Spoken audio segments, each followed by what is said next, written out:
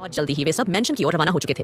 वहीं अबीर सिंह राठौर इस वक्त शहर के फेमस रेस्टोरेंट में बैठा हुआ था और अरमान का इंतजार कर रहा था, क्योंकि अरमान ने उसे रात में ही मिलने का टाइम दिया था। लेकिन अरमान वहां नहीं पहुंचा था और गुस्से में अबीर सिंह राठौर उसका इंतजार करते करते कितनी ही देर तक वहां बैठा रहा। और जब उसे इस बात की खबर मिली कि उसके सारे आदमी गायब हैं, तब तो उसका पारा और भी ज्यादा चढ़ चुका था और वह समझ चुका था कि जरूर अरमान सिंघानिया ने अपनी चाल चल दी है और उसके सभी आदमियों को मौत के घाट उतार दिया है। कितनी ही देर तक अबीर सिंह राठौर ड्रिंक पर ड्रिंक करता रहा और नशे में वह पूरी तरह से टल्ली हो गया। और तभी जैसे ही वह उठकर जाने लगा तो किसी से बड़ी बुरी तरह से टकरा गया। अबीर सिंह राठौर उस वक्त जिससे टकराया वह कोई और नहीं बल्कि वीर रायचंद था। वीर को वहां देखकर अबीर पूरी तरह से हैरान हो चुका था, लेकिन वो कुछ रिएक्ट करता तब तक उसकी आंखें बंद हो गई थी और वीर अबीर को लेकर मुस्कुराते हुए अपने साथ ले जाने लगा। और आज उसके चेहरे पर एक रहस्यमयी मुस्कुराहट थी। वहीं दूसरी ओर आस्था को सुलाने के बाद नानी माँ कितनी ही देर तक आस्था की ओर देखती रही। आस्था सोई हुई बड़ी ही प्यारी और मासूम लग रही थी। वेल, नानी माँ आस्था को अपने कमरे में सुलाने के बाद सीधा हॉल में आ गई थी और जैसे ही वह हॉल में आई तो उनकी आंखें हैरानी से फैल गईं, क्योंकि इस वक्त हॉल में सभी सूट बूट के साथ अच्छी तरह से तैयार हुए बैठे हुए थे। यानी कि आकाश, सुमित, ध्रुव, आहान, साथ ही साथ अरमान सिंघानिया सभी के सभी एकदम तैयार होकर बैठे हुए थे और मारिया और टाइगर एकदम ब्लैक ड्रेस में वहां खड़े हुए थे, बिल्कुल बॉडीगार्ड के गेट अप में। अब नानी माँ हैरान हो गई, इतनी सुबह सुबह ये लोग कैसे तैयार हो गए, क्योंकि बेसिकली इस वक्त सब उठकर जॉगिंग वगैरह किया करते थे और आहान तो कितनी ही देर तक हाफ निकर में घूमता रहता था। लेकिन अब तो सब के सब एकदम परफेक्टली तैयार थे। नानी माँ को हैरानी हुई, लेकिन अगले ही पल वह उन सब के साथ जाकर बैठ गई और उन सब की ओर देखकर बोली, वह बेटा जी, अच्छा हुआ आप सब हमें यही मिल गए। वह हम आपसे कुछ कहना चाहते हैं। तब सब हैरानी से नानी माँ को देखने लगे। कहीं ना कहीं थोड़ा सा परेशान भी हो गए थे कि कहीं कल रात हम सब घर पर नहीं थे, कहीं यह बात नानी माँ को पता तो नहीं चल गई। लेकिन अगले ही पल वे सब अपने चेहरे को एकदम नॉर्मल करते हैं। फिर आकाश शांत स्वर में बोला, जी जी नानी माँ बताइए क्या बात है, कुछ परेशानी है क्या? जैसे ही आकाश ने नानी माँ से यह पूछा तब नानी माँ कुछ देर सोचती रही और फिर हिचकिचाते हुए बोली, वह बेटा जी, हम ये कहना चाहते हैं कि हम आस्था बिटिया को अपने गांव लेकर जाना चाहते हैं। क्या या। अब जैसे ही नानी माँ ने यह कहा, अरमान तुरंत अपने चेयर पर से उठ खड़ा हुआ और घूरकर नानी माँ को देखने लगा। ऐसा लग रहा था मानो नानी माँ ने कुछ ऐसा मांग लिया था जो पॉसिबल नहीं था। तब सुमित कंफ्यूजन से नानी माँ की ओर देखते हुए बोला, लेकिन नानी माँ, आप अचानक से आस्था को गांव क्यों लेकर जाना चाहती हैं? पूरी बात बताइए, बात क्या है? क्योंकि सुमित देख चुका था कि इस वक्त अरमान की आंखें आग उगल रही थीं और अरमान आस्था के मामले में किसी का भी लिहाज नहीं करने वाला था, चाहे वह नानी माँ हो या फिर कोई और हो। तो इसीलिए सुमित ने अरमान के कुछ कहने से पहले ही नानी माँ से सवाल कर लिया था। तभी नानी माँ तुरंत बोली, अरे बिटवा, हम ये नहीं कह रहे कि हम आस्था बिटिया को अभी अपने साथ लेकर जा रहे हैं, अभी हम कहीं नहीं जा रहे हैं। हम ये कह रहे हैं कि अगले महीने मेरी बेटी और दामाद की बरसी है और उस दिन आस्था हर साल अपने माँ बाप का पिंडदान करती हुई आई है, इसीलिए हम आस्था को अगले महीने वहां लेकर जाना चाहते हैं। उसके बाद हम गाँव में ही रुक जाएंगे। अब जैसे ही नानी माँ ने पूरी बात बताई, सभी के चेहरे थोड़े से मायूस से हो गए, क्योंकि नानी माँ ये बोलते हुए नानी माँ की आंखें भर आई थीं। आखिरकार नानी माँ की बेटी की बरसी थी तो इसीलिए उनकी आंखें भर आई थीं।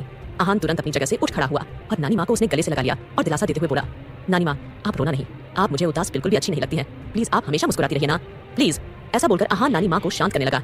तब नानी माँ मुस्कुरा दी और फीकी मुस्कुराहट से बोली, अरे नहीं बेटवा, हम नहीं रोते हैं, बस कुछ कुछ इंसिडेंट जिंदगी में ऐसे हो जाते हैं जो मरते दम तक हमारा पीछा नहीं छोड़ते। अब जैसे ही नानी माँ ने इतनी गहराई वाली बात बोली, अरमान अपनी जगह से उठा और नानी माँ के पास जाकर बोला, डोंट वरी, मैं खुद आस्था को गांव लेकर आऊंगा, आप परेशान मत होइए नानी माँ। अरमान ने बड़े ही कोल्ड वॉइस, बड़े ही धीमे स्वर में यह कहा।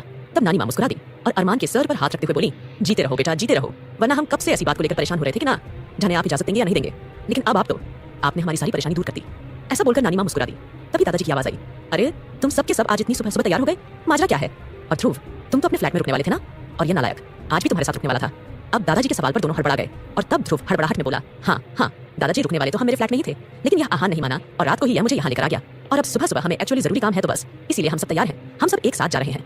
अब जैसे ही ध्रुव ने यह बोला, दादाजी उन सबको घूर कर देखने लगे और कहीं ना कहीं दादाजी की आंखों में काफी सारे सवाल थे। ऐसे नहीं थे कि दादाजी उन्हें जानते नहीं थे, क्योंकि उन सबकी आंखें पूरी रात न सोने की वजह से एकदम लाल हो रखी थी। तभी दादाजी बोले, नहीं, तुम लोगों को आज कहीं जाने की कोई जरूरत नहीं है, वह आस्था बेटी का आज कॉलेज का पहला दिन है तो इसीलिए कॉलेज जाएगी, तो सब पहले उसे छोड़ने जाएंगे, क्योंकि मैं नहीं चाहता कि आस्था बेटी को इतना सा भी किसी भी चीज को लेकर स्ट्रेस हो। तो इसीलिए हमें आस्था बेटी का इस वक्त बहुत ज्यादा ख्याल रखना है और यह ख्याल हम सबको मिलकर रखना होगा। आस्था बेटी को हमें इतनी सी भी तकलीफ नहीं होने देनी है। ऐसा बोलकर दादाजी अब उन सबको एक साथ जाने से मना करने लगे। दादाजी की बात सुनकर वे सब एक दूसरे की शक्ल देखने लगे और आस्था का नाम आने पर अरमान तुरंत अपने कमरे की ओर देखने लगा। और क्योंकि वे लोग नानी माँ के कमरे में आने से केवल 5 मिनट पहले ही आए थे और कुछ देर हॉल में रुककर वो सब अपने अपने कमरों में आराम करने के लिए ही जाना चाहते थे, लेकिन उससे पहले क्योंकि नानी माँ ने देख लिया तो उन्हें बहाना बनाना पड़ा। वेल, तभी अरमान बिना इमोशंस के बोला, मैं अभी अपने कमरे में जा रहा हूँ, मैं अभी थोड़ी देर बाद आता हूँ, क्योंकि वह उस वक्त बहुत डेस्परेट था, उस वक्त आस्था को देखना चाहता था। और जैसे ही अरमान सीढ़ियों से चढ़ते हुए ऊपर जाने लगा, तुरंत नानी माँ ने अरमान को रोकने के लिए आवाज लगा दी। अब जैसे ही नानी माँ ने इस तरह से आवाज लगाई, अरमान के कदम खुद ब खुद रुक गए। कहीं ना कहीं अरमान को यह भी महसूस हुआ कि न जाने नानी माँ उसे क्या कहने वाली है, लेकिन नानी माँ तुरंत बोल पड़ी, आस्था बिटिया हमारे कमरे में है। अब जैसे ही नानी माँ ने यह कहा, अरमान के माथे पर बल पड़ गए। वही सब के सब पूरी तरह से हैरान हो गए। कहीं ना कहीं सबको अंदेशा हो गया था कि शायद रात को आस्था उठ गई होगी, और अगर उसने अरमान को अपने कमरे में नहीं देखा होगा तो इसका मतलब उसके मन में कितने ही सारे सवाल चल रहे होंगे। वही दादाजी अब पूरी तरह परेशान हो उठे थे और वह बारी बारी से अब सबको देखने लगे। कहीं ना कहीं उनका दिल किसी अनहोनी की आशंका कर रहा था। वही नानी माँ की बात सुनकर अरमान ने एक नजर सबकी ओर देखा और उसके बाद नानी माँ के कमरे में जाने लगा। कहीं ना कहीं आज अरमान का दिल भी धड़क रहा था कि न जाने आस्था क्या क्या सवाल करेगी और उसे उसके बारे में क्या क्या पूछेगी, और वह आस्था को झूठ नहीं बोलना चाहेगा। अरमान को कुछ समझ नहीं आ रहा था कि वह करे तो करे क्या, किस तरह से वह खुद को आस्था का सामना करने के लिए तैयार करे। और उसने आस्था को बेड पर सोते हुए देखा। आस्था सोई हुई बड़ी ही प्यारी और एकदम मासूम लग रही थी। कितनी ही देर तक अरमान आस्था के मासूम से चेहरे में खोया रहा और उसके पास बैठकर उसके पेट को सहलाता रहा, तो कभी उसके सर को सहला रहा था। वही आस्था जो नानी माँ का साथ पाकर, उनके प्यार पाकर एक गहरी नींद में सो चुकी थी। अब जैसे ही अरमान ने आस्था के पेट को छुआ, आस्था तुरंत उठकर बैठ गई और तुरंत बोली, अरमान जी। अब अरमान जो आस्था के सामने था, आस्था ने तुरंत अरमान को गले से लगा लिया। अरमान ने भी बदले में आस्था को बैक हग किया और उसके कंधे पर चूम लिया। तब आस्था झट से बोली, आप ठीक तो है ना। आस्था ने जैसे ही यह सवाल किया, अरमान चौंक गया। उसे तो लगा था कि आस्था उठते ही उसे सवालों की झड़ी लगा देगी और बोलेगी, रात आप कहाँ चले गए थे, हमने आपको कहाँ नहीं ढूंढा। लेकिन यह क्या, आस्था ने तो सीधा सवाल किया था कि आप ठीक तो है ना। तब अरमान ने मुस्कुराकर आस्था की ओर देखा और बोला, मुझे क्या हुआ है, मैं बिल्कुल ठीक हूँ। अरमान की बात सुनकर आस्था मुस्कुरा दी। वेल, आस्था अरमान से पूछना चाहती थी कि रात को वह कहाँ गया था, लेकिन कुछ सोचकर आस्था उस पल के लिए चुप हो गई, क्योंकि कहीं ना कहीं उसे लग रहा था कि अगर वह इस तरह से अरमान सिंघानिया से सवाल करेगी तो कहीं अरमान को यह न लगे कि आस्था उस पर शक कर रही है। और आस्था अपने इस खूबसूरत और हेल्दी रिलेशन में किसी तरह का कोई शक या किसी तरह का कोई भी मनमुटाव नहीं चाहती थी।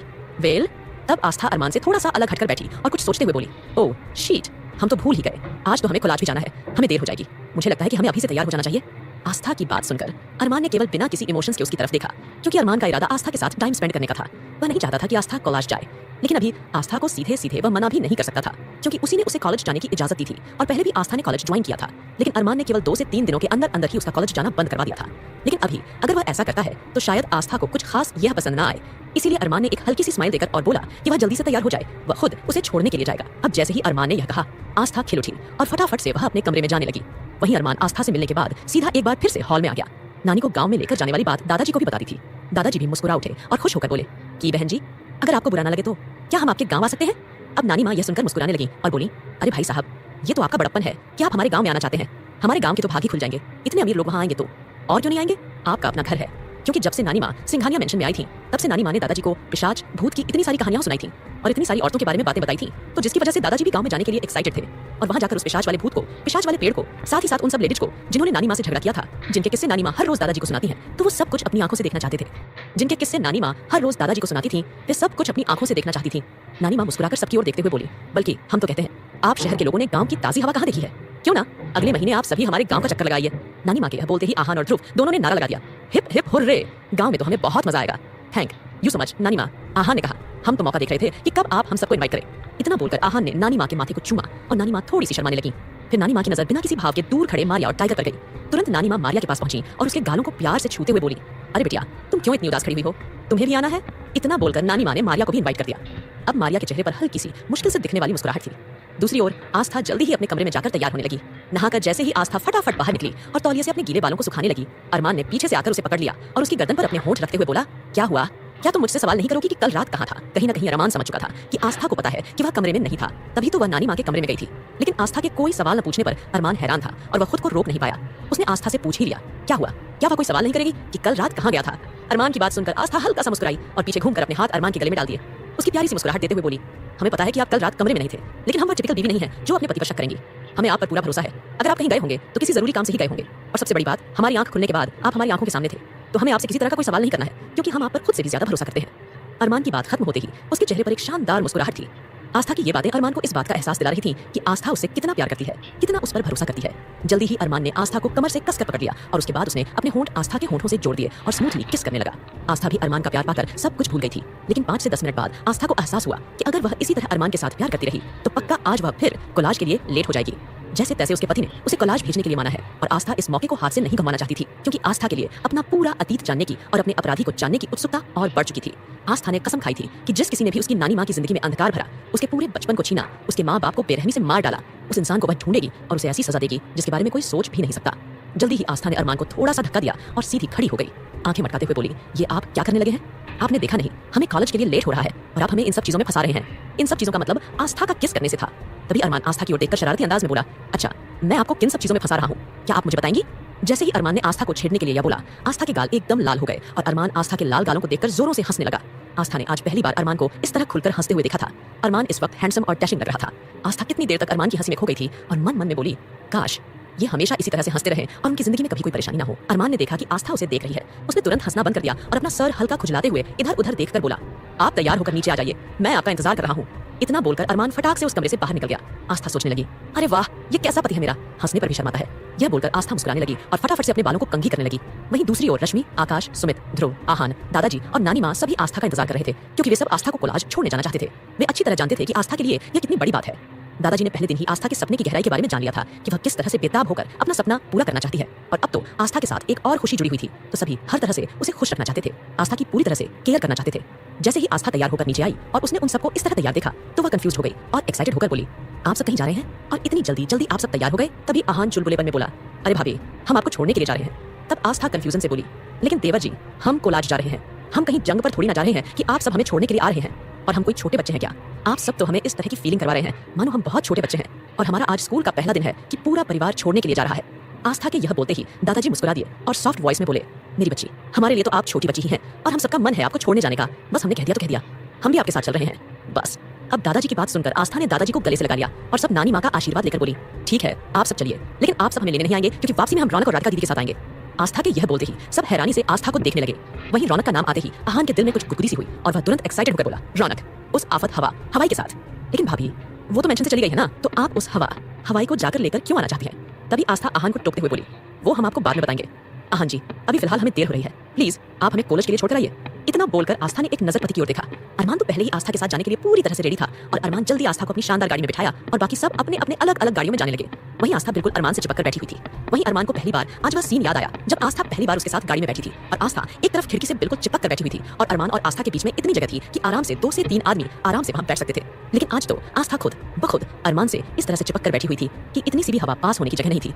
वहीं मारिया और टाइगर अरमान की गाड़ी की फ्रंट सीट पर थे। मारिया गाड़ी ड्राइव कर रही थी और टाइगर बैठा हुआ मारिया को देख रहा था। जब से उन दोनों की शादी हुई थी तब से उन दोनों में एक दूसरे को टशन देना कम कर दिया था।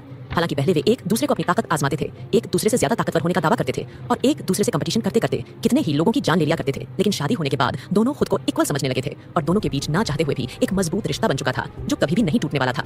वहीं अरमान ने देखा कि आस्था उसे इस तरह से चिपकी हुई बैठी हुई है, तो अरमान के शरीर में कुछ गड़बड़ होने लगी थी। उसे ऐसा लगने लगा था मानो उसका शरीर पूरा तपने लगा हो। तब अरमान ने जल्दी ही गाड़ी का पार्टीशन ऑन कर दिया और आस्था को तुरंत अपनी गोद में बिठा लिया और उसके पेट पर हाथ रखकर अरमान के इशारे का आभास हुआ। अब तो आस्था शर्म से पानी पानी हो गई थी और वह तुरंत अरमान की गोद से उतरने की कोशिश कर रही थी, लेकिन अरमान ने उसे कसकर पकड़े हुआ था और फुसफुसाते हुए बोला, आपको इस तरह से मुझसे दूर जाने की कोई जरूरत नहीं है। मैं चाहता हूँ कि आप मेरे बेहद करीब रहें, बेहद करीब। और रही बात कॉलेज की, कॉलेज अब आपके लिए इतना सेफ है कि आप आराम से अपनी पढ़ाई कंटिन्यू कर पाएंगी, और मैंने सारी सेटिंग कर ली है। स्पेशली आपको ज्यादा क्लासेस दी जाएंगी, लेकिन आपको पढ़ाई बिल्कुल स्ट्रेस फ्री होकर करनी है। आप ये बात जानती है ना? इतना बोलकर अरमान आस्था को एकदम बेहतर फील कराने लगा था, और कितनी देर तक वह उसे प्यार करता रहा जब तक कि मारिया की आवाज नहीं आई कि खुलाज आ गया है। तब जाकर अरमान ने आस्था को छोड़ा। जल्दी ही आस्था अरमान की ओर मुस्कुराकर देखते हुए गाड़ी से नीचे उतरने लगी थी, लेकिन अरमान ने आस्था का हाथ पकड़कर उसे अपनी ओर खींच लिया था और उसे रोकते हुए बोला, अगर आप इस तरह से कॉलेज में जाएंगी तो सब आपसे काफी सारे सवाल कर सकते हैं। तब आस्था हैरान हो गई थी और ना समझी से अरमान की ओर देखकर बोली, आखिरकार आप कहना क्या चाहते हैं?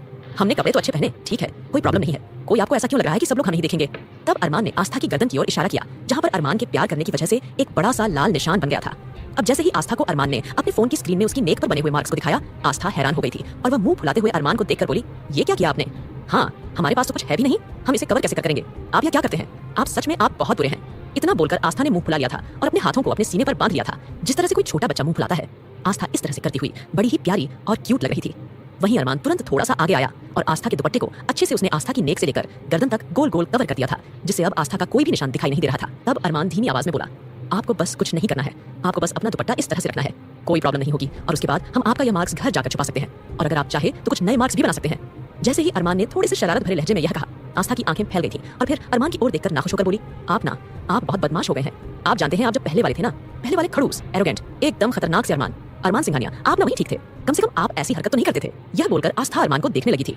तब अरमान मुस्कुराया और प्यार से बोला, आप चाहे तो मैं फिर से वही खतरनाक अरमान सिंघानिया बन सकता हूँ, क्योंकि अब अरमान सिंघानिया को बदलने की ताकत अगर किसी में है तो सिर्फ और सिर्फ मिसेस आस्था अरमान सिंघानिया में है। इतना बोलकर अरमान ने आस्था के माथे को चूम लिया था और जल्दी ही आस्था को कॉलेज में छोड़ने के बाद अरमान एकदम डार्क चेहरे के साथ गाड़ी में बैठ गया और टाइगर की ओर देखकर बोला, पता लगाओ वीर रायचंद, अबीर सिंह राठौड़ को कहां लेकर गया है? जैसे ही अरमान ने गाड़ी में बैठते ही यह बोला, टाइगर तुरंत बोल पड़ा, ऑलरेडी पता लगा लिया है, वह किंग देव ने लोकेशन सेंड कर दी है, अब आप बताइए क्या करना है? अरमान तिरछा मुस्कुराकर बोला, चलो उनके अड्डे पर चलो। अरमान के यह कहते ही टाइगर ने किलर लुक दिया था और जल्दी ही मारिया भी तिरछी मुस्कुराई। फाइनली उन्हें आज कितने ही दिनों के बाद फाइटिंग करने का मौका मिल रहा था। मारिया और टाइगर दोनों ही ऐसे थे जिन्हें मारपीट का कुछ ज्यादा ही शौक था। एक तरह से कहा जाए तो उनकी आदत में शामिल था, और जब से अरमान सिंघानिया को मोहब्बत हुई थी तब से अरमान ने काफी कम मारपीट कर दी थी। वह अब फिलहाल जल्दी ही वह लोग वीर रायचंद के ठिकाने की ओर रवाना हो चुके थे। जब से अरमान सिंघानिया को मोहब्बत हुई थी तब से अरमान ने काफी कम मारपीट कर दी थी। वह अब फिलहाल जल्दी ही वीर रायचंद के ठिकाने की ओर रवाना हो चुके थे। वहीं दूसरी ओर आस्था कोलाज आकर बहुत ज्यादा खुश थी, लेकिन आज कोलाज में सब लोग उसे बड़े ही सम्मान की नजरों से देख रहे थे। हर कोई उसे गुड मॉर्निंग विश कर रहा था और मैडम कहकर बुला रहा था। आस्था को यह बात बहुत ज्यादा अजीब सी लग रही थी और कमाल तो तब हो गया जब आस्था क्लासेस अटेंड करने के लिए गई। पूरी क्लास ने खड़े होकर उसका अभिवादन किया, साथ ही साथ प्रोफेसर ने भी उसे जाकर मॉर्निंग विश किया।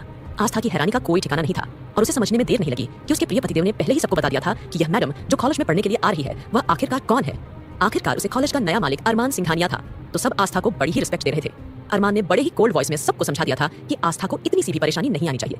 अगर किसी ने आस्था को परेशान करने की कोशिश की तो अरमान सिंघानिया उसकी जिंदगी बद से बदतर बना देगा। अरमान सिंघानिया का रिकॉर्ड कैसा था यह सब लोग जानते थे। अरमान सिंघानिया का हिंसक बिहेवियर पूरे शहर में प्रचलित था। आस्था को बिल्कुल भी मजा नहीं आ रहा था, क्योंकि जो मजा स्टूडेंट बनकर सब लोगों के साथ क्लासेस अटेंड करने में आती थी वह फीलिंग्स उसे अब भी नहीं मिल रही थी।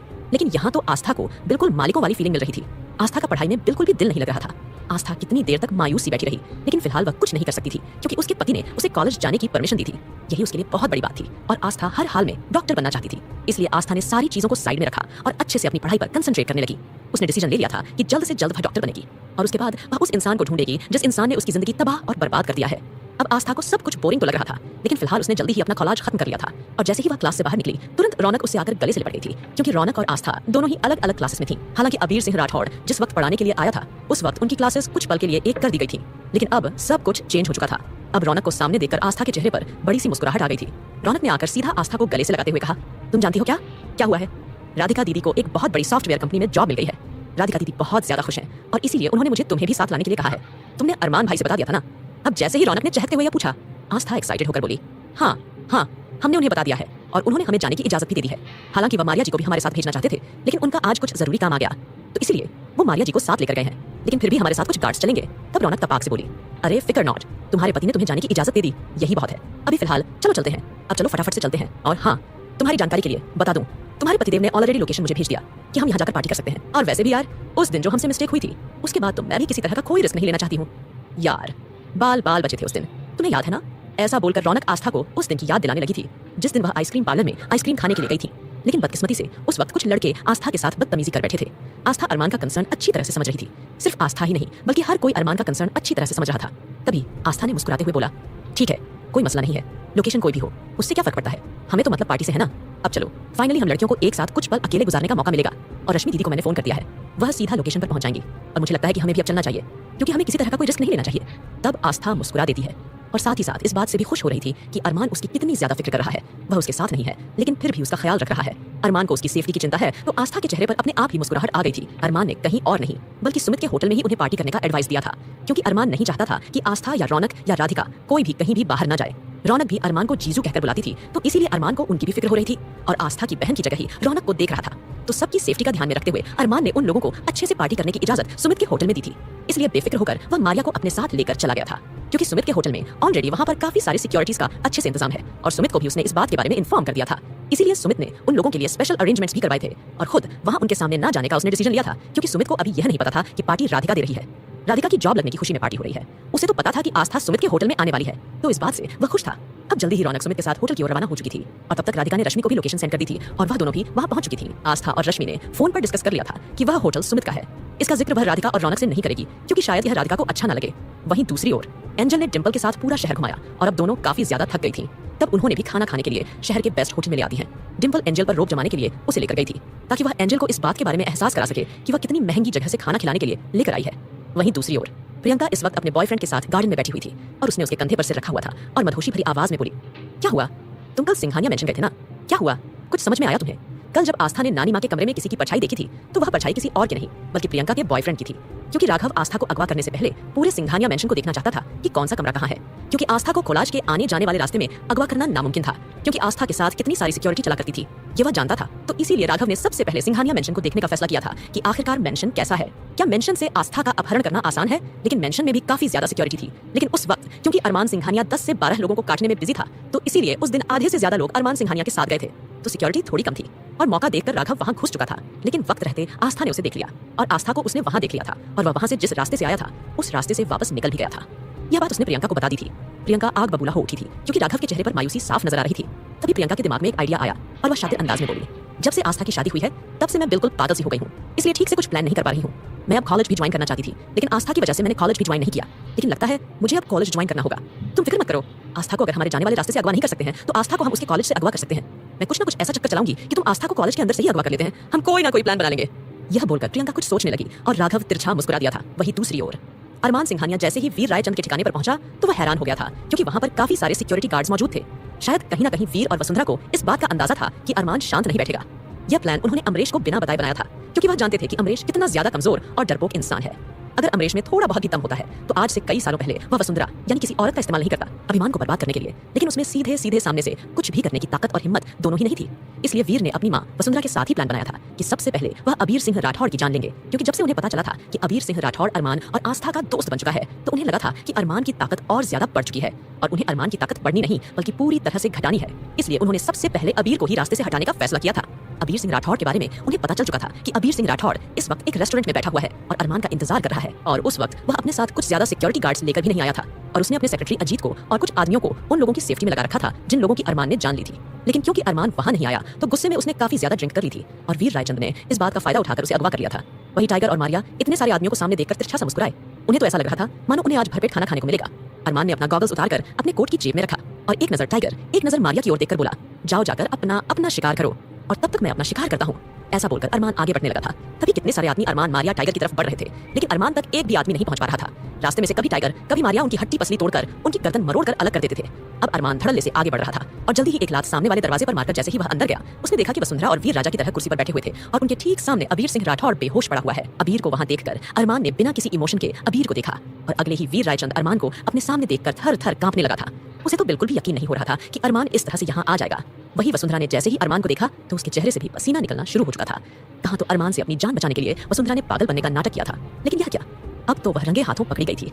वही वीर अरमान को देखने लगा था, लेकिन अरमान गहरी नजरों से वसुंधरा को देख रहा था और उसके चेहरे को देख रहा था, क्योंकि अरमान की आंखें बिल्कुल वसुंधरा की जैसी ही थीं। अरमान को अपने चेहरे से बेहद नफरत थी, क्योंकि अरमान का चेहरा वसुंधरा से काफी हद तक मिलता जुलता था। यही कारण था कि अरमान अपने चेहरे से बेहद नफरत किया करता था और इसीलिए वह आस्था को बोला करता था कि उसे बेटी चाहिए, उसे बेटा नहीं चाहिए, क्योंकि अरमान अपना सीक्वल देखने में बिल्कुल भी इंटरेस्टेड नहीं था। तभी वसुंधरा अरमान की ओर देखकर तमतमाते हुए बोली, तुझे क्या लगा? हाँ, जब मैंने तुझे इतने सालों से नहीं अपनाया तो क्या तुझे मैं अब क्या होंगी? तेरे आने से मेरी जिंदगी पूरी तरह से बर्बाद हो गई थी और इसीलिए मैं सिर्फ तुझसे नफरत करती हूँ, बहुत ज्यादा नफरत, और मैं तुझे नहीं छोड़ूंगी। यह बोलते हुए वसुंधरा बहुत ही डेंजरस लग रही थी। मक्कारी उसके चेहरे से साफ टपक रही थी। तभी वीर चिल्लाया था, सिक्योरिटी कहाँ मर गए सबके सब? क्योंकि वीर पहले भी सिक्योरिटी को आवाज दे चुका था, लेकिन सिक्योरिटी वाला कोई भी नहीं आया था, क्योंकि मारिया और टाइगर उन्होंने सभी सिक्योरिटी वालों को खूब मजे लेकर खा रहे थे और एक दूसरे को टचनाबाजी करते हुए दिखा कर मार रहे थे। मारिया अगर किसी की गर्दन तोड़ती तो टाइगर किसी का हाथ पांव तोड़ देता। इस तरह से दोनों में एक तरह का कंपटीशन चल रहा था कि कौन ज्यादा लोगों की जान लेता है और कितने बुरे तरीके से मारता है। दोनों बड़े ही भूखे शेरों की तरह उन पर टूट पड़े थे। अब जब वीर ने सिक्योरिटी चिल्लाकर थक गया और एक भी आदमी वहां नहीं आया, फिर वीर को कुछ हैरानी हुई और अरमान को इतना शांत देखकर वह समझ चुका था कि कुछ ना कुछ तो गड़बड़ है। वीर दौड़कर बाहर गया। बाहर उसने देखा कि उसका पूरा गार्डन काले कपड़े पहने उसके बॉडीगार्ड से भरा पड़ा था। मारिया और टाइगर ने उसके सिक्योरिटी वालों के लाशों के ढेर लगा दिए थे। अब वीर के माथे से भी पसीना टपकने लगा। जैसे ही वह पीछे मुड़कर अंदर जाने लगा तो तुरंत अरमान से टकरा गया और दूर जा गिरा। अरमान का शरीर एकदम पत्थर के जैसा था। वसुंधरा को भी हैरानी हुई कि अचानक सब कुछ इतना शांत क्यों लग रहा है। बाहर आकर जब उसने अपने सभी आदमियों की लाशें देखी तब वसुंधरा भी भीगी बिल्ली बन गई थी। उसे भी समझ में नहीं आ रहा था कि वह अब क्या करे। मारिया और टाइगर वहां आकर खड़े हो गए और बोले, किंग, काम हो गया है और साथ ही इसका बाप अमरीश भी यहाँ आ रहा है। तब तक बताइए किंग, क्या सेवा करूं? अरमान ने एक नजर मारिया की ओर देखकर कहा, एक काम करो, थोड़ी सी वीर रायचंद की मां की खातिरदारी करो। इनको इस वक्त खातिरदारी की बेहद जरूरत है। जैसे ही अरमान ने यह कहा वसुंधरा की आंखें हैरानी से फैल गईं। वह सोचने लगी कि उसका बेटा उसके साथ ऐसा कैसे कर सकता है। मारिया कितनी खतरनाक थी उसका सबूत तो उसकी आंखों के सामने था। मारिया ने जल्दी ही वसुंधरा को उसके बालों से पकड़ते हुए अंदर ले गई। साथ ही साथ मारिया ने एक पल के लिए अपनी आंखें बंद की और उसे वह नजारा इमेजिन करने लगी जब वसुंधरा ने छोटे से बच्चे को बड़ी ही बुरी तरह से हंटर से मारा करता था। तब मारिया के पास कोई हंटर तो नहीं था, लेकिन मारिया ने जल्दी अपनी बेल्ट निकाल ली और फटाफट से उसने वसुंधरा की चमड़ी उधेड़नी शुरू कर दी। अरमान के कानों में वसुंधरा की चीखों की आवाजें आ रही थीं। उसे ऐसा लग रहा था और उस वक्त वह भी अपने पास्ट में खो गया था। अरमान को खुद अपनी चीखें सुनाई दे रही थी जो वसुंधरा ने बड़ी ही बुरी तरह से मारा करती थी। वहीं टाइगर ने भी अरमान का इशारा पाकर आगे बढ़कर वीर की धमाकेदार धुलाई करना शुरू कर दी थी। तभी अमरीश रायचंद वहां आ पहुंचा। उसके साथ कितने सारे गार्ड्स थे। अमरीश ने आकर अरमान को गन पॉइंट पर ले लिया और बिना डरे बोला, छोड़ दो इन दोनों को, अगर तुमने इन दोनों को नहीं छोड़ा तो मैं तुम्हारी जान ले लूंगा। लेकिन अरमान पर अमरीश की किसी भी बात का कोई फर्क नहीं पड़ा।